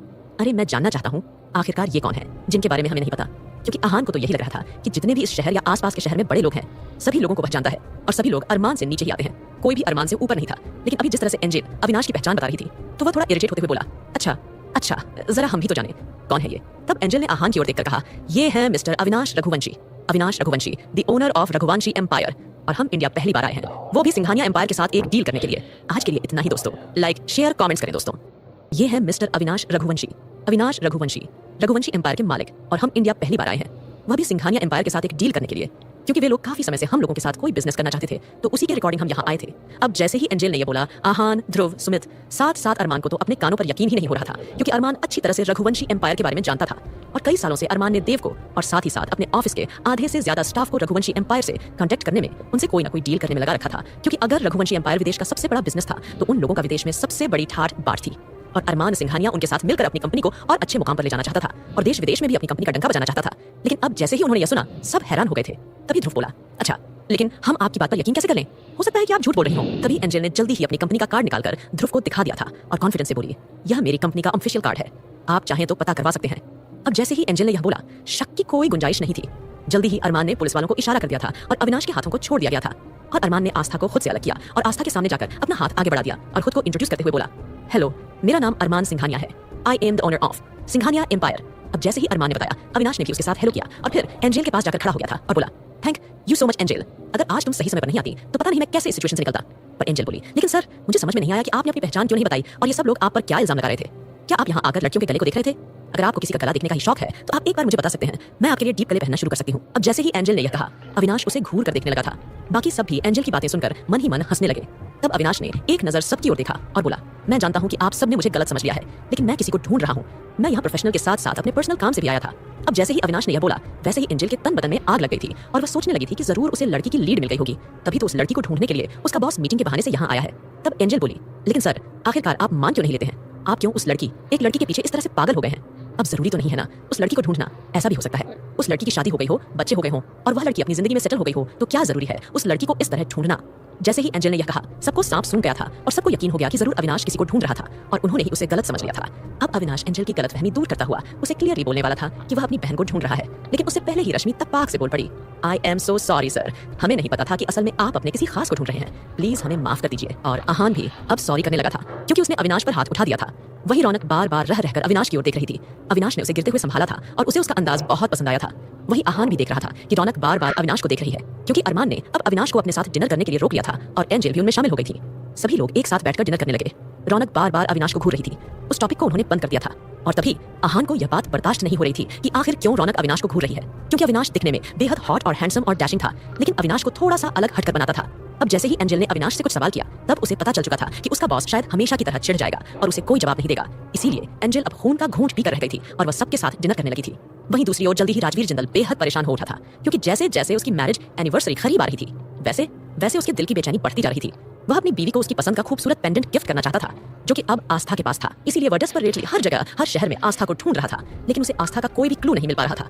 इसीलिए वह भी आस्था की तलाश में अविनाश की तरह ही सुमित के ही होटल में आ पहुंचा था, आस्था के बारे में कोई ना कोई जानकारी हासिल करने के लिए, लेकिन उसे कोई जानकारी नहीं मिल पाई थी। तो इसीलिए वह फ्रस्ट्रेटेड होकर इस वक्त ड्रिंक बार में बैठा हुआ था और लगातार ड्रिंक पर ड्रिंक करता जा रहा था। और उसने इतनी ज्यादा ड्रिंक कर ली थी कि उसकी हिम्मत नहीं हुई कि वह वहां से उठकर वापस से अपने घर चला जाए। और जब उसे वेटर ने ज्यादा ड्रिंक करने से रोका, तो उसने वेटर के सिर पर ही बोतल फोड़ दी थी, जिसकी वजह से थोड़ा सा हंगामा हो गया था। और यह खबर मैनेजर ने सुमित तक पहुंचा दी गई थी। तब सुमित, जो कि उस वक्त खाना खा रहा था, उसने उन सबकी ओर देखकर कहा, एक्सक्यूज मी, मुझे कुछ जरूरी काम आ गया है, मैं अभी थोड़ी देर बाद आता हूँ। अरमान ने सुमित से जानने की भी कोशिश की थी कि क्या काम आ गया है, लेकिन उस वक्त सब लड़कियों के साथ में होने की वजह से सुमित ने किसी को कुछ नहीं बताया और पोलाइटली बोला, मैं अभी आता हूँ। यह बोलकर सुमित अब जल्दी ही ड्रिंक वाले एरिया यानी बाहर की तरफ जाने लगा था, जहाँ पर राजवीर जिंदल ने एक वेटर को बुरी तरह से घायल कर दिया था। उसने देखा कि होटल की सिक्योरिटी वालों ने राजवीर जिंदल को पकड़े रखा हुआ था और वो उसे समझा बुझा रहे थे, क्योंकि राजवीर के सिर पर जुनून सवार हो गया था कि उस वेटर की हिम्मत कैसे हुई उसे ड्रिंक करने से रोकने की। इसीलिए वह बेरहमी से मार मारकर वेटर की जान ले लेना चाहता था, लेकिन वक्त रहते अब सिक्योरिटी ने उसे पकड़ लिया था, तो उसे और भी गुस्सा आ रहा था, तो वो अब गंदी गंदी वहां पर गालियां देने लगा था। तभी सुमित ने आकर राजवीर को समझाने की भी कोशिश की थी, क्योंकि राजवीर इस वक्त एक अधेड़ उम्र का व्यक्ति था। उसकी उम्र तकरीबन 50 से 55 साल की थी, लेकिन उसका आकर्षण, उसका व्यक्तित्व ऐसा था जिसे देखकर साफ पता चल रहा था कि अगर जब यह जवान होगा तो कितना ज्यादा लोगों को अपनी तरफ आकर्षित करता होगा। वह तभी सुमित ने अपनी सिक्योरिटी को इशारा किया और सिक्योरिटी ने एक ड्रिंक में एक गोली मिलाकर जबरदस्ती राजवीर के मुंह में डाल दी थी और कुछ ही देर में वह डॉक्टर राजवीर बेहोश हो गया था। सुमित अपने होटल में इस तरह की कुछ इमरजेंसी गोलियां रखा करता था, जिससे अगर कोई ज्यादा शराब पीकर किसी तरह का कोई हंगामा करे तो उसे कंट्रोल कर सके। वह गोलियां उसे कुछ देर के लिए बेहोश कर दिया करती थी। इसीलिए सुमित ने अब, क्योंकि वह तो राजवीर की उम्र 50 से 55 साल की थी, तो इसीलिए वो इस तरह से उठाकर उसे सड़क पर भी नहीं फेंक सकते थे। इसीलिए सुमित ने राजवीर को अपने ही होटल के कमरे में भिजवा दिया था और इंस्ट्रक्शन दे दिया था कि जब तक उनका नशा नहीं उतर जाता है तब तक उन्हें उस कमरे में रहने दे, और अपने वेटर को उसने मरहम पट्टी के लिए भेज दिया था। वहां का छोटा सा काम करने के बाद सुमित अब जैसे ही वापस जाने लगा तो वह तुरंत राधिका से टकरा गया था। राधिका जब खाना खा रही थी तो सालन से भरी चम्मच उसके कपड़ों पर गिर गई थी, इसीलिए वह बस क्लीन करने के लिए उठकर वापस से सबके साथ खाना खाने के लिए जा रही थी। लेकिन इस वक्त सुमित टकरा गया था। सुमित ने अपने हाथों को राधिका को अच्छे से फोल्ड कर लिया था। राधिका ने बिना किसी इमोशन के सुमित की ओर देखा और नहाए हेलो कुछ भी बोले, सीधा जाकर आस्था के ठीक बराबर में बैठ गई थी। वही राधिका का इस तरह उसे इग्नोर करना सुमित को कुछ खास पसंद नहीं आया था और वह मन ही मन झंझलाते हुए बोला, मेरी बिल्ली मुझे ही म्याऊं, हम मैं देख लूंगा तुम्हें। तब तक ऐसा बोलकर जल्दी ही सुमित जल्दी ही वापस आ गया। अब अविनाश वहां से जाने लगा था और जाने से पहले वह हल्का सा मुस्कुराकर आस्था की ओर देखकर सॉफ्ट वॉइस में बोला, थैंक यू मुझ पर ट्रस्ट करने के लिए। क्योंकि इस बीच आस्था ही थी जो बार बार सबको रोक रही थी और बोल रही थी कि मुझे नहीं लगता कि इसमें कुछ गलती की है। तो इसीलिए अविनाश ने एक छोटा सा थैंक यू आस्था को बोल दिया था और आस्था ने भी हल्का सा मुस्कुराकर उसे बाय बोला था और जल्दी ही अब सब वहां से चले गए थे। एंजेल और अविनाश एक साथ बाहर आए थे। तब एंजेल अलग होते हुए बोली, अच्छा सर मैं अब चलती हूँ, क्योंकि वह अपने डिंपल के घर से सीधा यहाँ अपना फोन वगैरह लेने के लिए आई थी। अब यहाँ अविनाश मिल गया तो उसे अविनाश से अलग होना अच्छा नहीं लग रहा था। लेकिन अविनाश ने एंजेल को रोका, फिर और ऑर्डर देते हुए बोला, मिस एंजेल आप एक काम कीजिए, कल से आप ड्यूटी ज्वाइन कर लीजिएगा। मुझे नहीं लगता कि आपके बिना मेरा काम चल नहीं पाएगा। अगर आज आप नहीं आती तो ना जाने क्या हो जाता। इसीलिए अब आपका मेरे साथ रहना ज्यादा जरूरी है। आई होप आपने शहर तो घूम फिर लिया ही होगा ना। अब जैसे ही अविनाश ने ये बोला, एंजेल खुशी से उछलने लगी थी। वह तो खुद वापस से काम पर आना चाहती थी। वो अविनाश के इतना कहने पर वो और खुश हो गई थी। वह खुशी से अविनाश को गले से लगाना चाहती थी, लेकिन अविनाश ने उसे तुरंत ही पीछे मुड़कर वापस जाकर अपनी गाड़ी में बैठ गया था और एंजेल अब डिंपल के घर की ओर जाकर उसे बताना चाहती थी कि वह सिर्फ आज रात यहाँ रुकेगी। इसीलिए वह सीधा डिंपल के पास चली गई थी। अपना सामान पैक करके वह डिंपल के कमरे में आई। उसने देखा डिंपल ने गुस्से से पूरा कमरा कबाड़ा बना रखा था। एंजेल उसे समझाने लगी, डोंट वरी डिंपल, इस तरह के छोटे मोटे इंसिडेंट्स लाइफ में हो जाते हैं, उन्हें दिल पर नहीं लगाते। और अचानक डिंपल एंजेल के हाथ में बैग को गौर से देखते हुए नाखुश होकर बोली, आप कहाँ जा रही हैं एंजेल दीदी? तब एंजेल बोलती है, वह एक्चुअली मैंने बोला था ना, मुझे अब अपने काम पर वापस लौटना होगा। वैसे मैं ऑफिशियली यहाँ आई हूँ, घूमने फिरने की वजह से नहीं आई हूँ। बॉस ने कुछ दिन की छुट्टी दे दी थी, वही बहुत है मेरे लिए। अब एंजेल की बात सुनकर डिंपल को मन ही मन रिग्रेट हो रहा था। उसे तो यह लग रहा था कि जरूर होटल में जो कुछ हुआ शायद इसीलिए एंजेल को कुछ खास पसंद नहीं आया, इसलिए वो अब उनके साथ नहीं रहना चाहती है। इसीलिए बहाना बनाकर अब यहाँ से जा रही है। लेकिन डिंपल उसे रोक नहीं पाती। एंजेल वहां से अब चली गई थी। अब तो डिंपल झल्ला कर रह गई थी और बोली, मैं तुझे नहीं छोड़ूंगी। दो कौड़ी की अनाथ लड़की। वहीं दूसरी ओर सभी अब अपने घर पहुंच चुके थे और सबने अच्छे से डिनर किया था। घर पहुंचकर ध्रुव ने आहान के चेहरे को नोटिस किया। आहान का चेहरा इस वक्त गुस्से में लाल हो गया था। उसे कुछ अजीब सी फीलिंग आ रही थी और तभी ध्रुव मौका देखकर आहान से शरारती अंदाज में बोला, यार मुझे लगता है जो आज वो फॉरेनर अविनाश रघुवंशी था वो कितना हैंडसम था ना दिखने में। मुझे लगता है कि शायद वह रौनक को पसंद करने लगा है और हमें कुछ ना कुछ करके रौनक और अविनाश की सेटिंग करनी चाहिए। मुझे तो यह लगता है। अब जैसे ही ध्रुव ने जानबूझकर आहान को तपाने के लिए कहा, तब आहान के तो माथे पर बल पड़ गए थे और उसने तुरंत ध्रुव का गिरेबान पकड़ लिया था और ध्रुव हैरानी से आहान की ओर देखने लगा था। तब ध्रुव बेचारा सा मुंह बनाकर बोला, यार तुझे क्या हो गया और तू मेरा गिरेबान क्यों पकड़ रहा है? मैंने क्या किया? अब ध्रुव की बात सुनने के बाद आहान ने उसे छोड़ दिया और वहां से निकलकर सीधा बाथरूम में चला गया था। वही ध्रुव उसके जाने के बाद जोरों से हंसने लगा था और खुश होकर बोला, साफ साफ कहना आशिक प्यार करता है, फिर हिम्मत क्यों नहीं है तुझमें बोलने की? यह बोलकर ध्रुव आहान का मजाक उड़ाने लगा था। वहीं दूसरी ओर जल्दी ही अगली सुबह हो गई थी और हमेशा की तरह सबने एक साथ ब्रेकफास्ट किया और अरमान ने आस्था को कोलाज छोड़ दिया था। उधर से रौनक भी उसे कोलाज के दरवाजे पर ही मिल गई थी। दोनों एक साथ कोलाज में गई थी और अभी उन्हें क्लास अटेंड हुए कुछ 20 से 25 मिनट हुए थे। तभी एक पियून ने वहां आकर बताया कि प्रिंसिपल साहब उन दोनों को बुला रहे हैं। अब आस्था और रौनक दोनों ही हैरान हो गई, लेकिन जैसे ही वहां गई तो प्रिंसिपल साहब खुशी के साथ उन दोनों की ओर देखकर बोले, आगे की स्टोरी जानने के लिए सुनते रहिए पॉकेट एफएम दोस्तों।